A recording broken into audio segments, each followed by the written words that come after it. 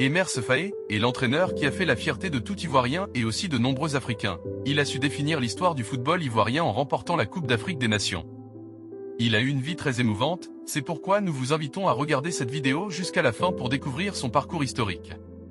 Mais avant, prends quelques secondes pour t'abonner et activer la cloche de notification pour ne pas manquer nos prochaines vidéos. Emer Sefaé est né le 24 janvier 1984, en France dans la ville de Nantes.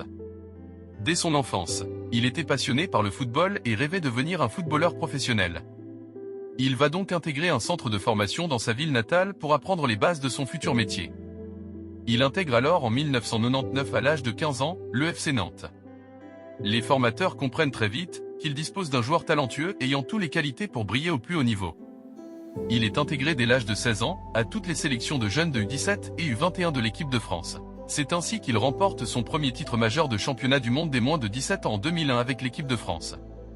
À Nantes, il est vite confronté aux échéances d'importance. En toute logique, il fait ses premières apparitions en Ligue 1, lors de la saison 2003 à 2004, et participe à 25 matchs.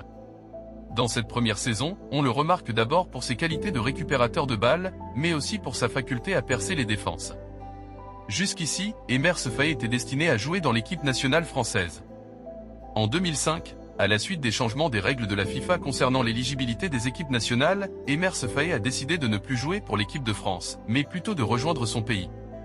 Il choisit en effet de défendre les couleurs de la Côte d'Ivoire qu'il ne connaît qu'à travers quelques vacances d'adolescence.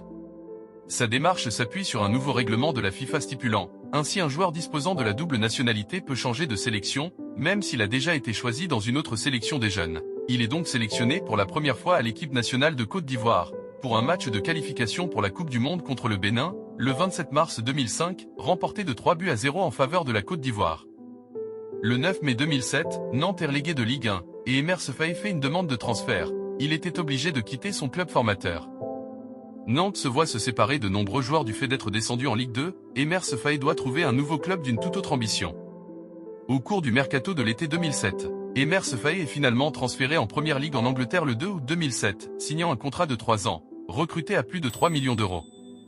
Emer Sefaé, âgé de 24 ans, vivra une saison de cauchemar avec le club anglais qui lui a aussi été relégué au niveau inférieur, et avec lequel il n'a participé qu'à 8 rencontres en championnat.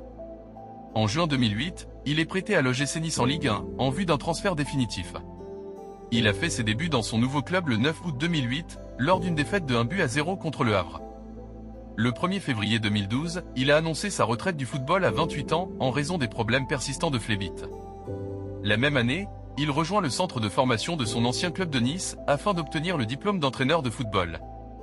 Après 3 saisons, il a entraîné les équipes des moins de 17 ans, puis les moins de 19 ans jusqu'en 2019. Le 8 juillet 2021, il devient entraîneur-chef de l'équipe réserve de Clermont.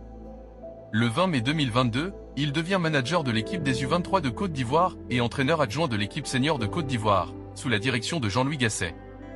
Alors que l'équipe de Côte d'Ivoire est en pleine compétition de la Coupe d'Afrique des Nations 2024, organisée par elle-même, son sélectionneur Jean-Louis Gasset a été licencié suite à l'humiliante défaite de la Côte d'Ivoire face à l'équipe de Guinée équatoriale, de 4-0, ce qui leur coûte la qualification directe pour les huitièmes de finale, mais l'équipe de Côte d'Ivoire se retrouve de justesse qualifiée en huitièmes de finale en tant que dernier meilleur troisième. Le 24 janvier 2024, Emer Sefaé a été nommé entraîneur de l'équipe de Côte d'Ivoire pour poursuivre l'aventure, suite au limogeage de Jean-Louis Gasset. À la grande surprise, il a mené son pays à vaincre les champions du titre, l'équipe du Sénégal au tir au but. Puis vaincre le Mali et la République démocratique du Congo en demi-finale. Finalement la Côte d'Ivoire a remporté le titre après une victoire contre le Nigeria en finale. Emer Sefaé a reçu le titre de meilleur entraîneur de la compétition. Suite à cette réussite d'avoir remporté la Coupe d'Afrique des Nations, pour reconnaissance envers le nouveau sélectionneur des éléphants, Alassane Ouattara, président de la République de Côte d'Ivoire, a offert une somme généreuse de 5 millions de francs CFA à Emer Sefaé. L'annonce de cette donation exceptionnelle a été faite le mardi 13 février 2024 lors d'une cérémonie officielle organisée au palais de la présidence de la République, au cours de laquelle les joueurs ont été chaleureusement accueillis. En plus de cette gratification financière, le sélectionneur par intérêt des éléphants a également été élevé au grade d'officier de l'ordre national.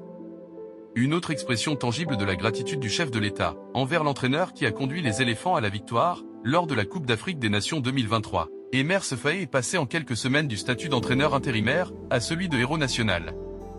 Portant fièrement le titre de meilleur entraîneur, sa nomination avait pourtant été accueillie avec scepticisme par certains. Mais, Emer Sefai a su insuffler un nouveau esprit à l'équipe et rallumant la flamme de la détermination. Ses choix, sa capacité à motiver les joueurs et sa vision stratégique ont rapidement fait leurs preuves. C'est la fin de cette vidéo, n'hésitez pas à aimer et à vous abonner pour ne pas manquer nos prochaines vidéos.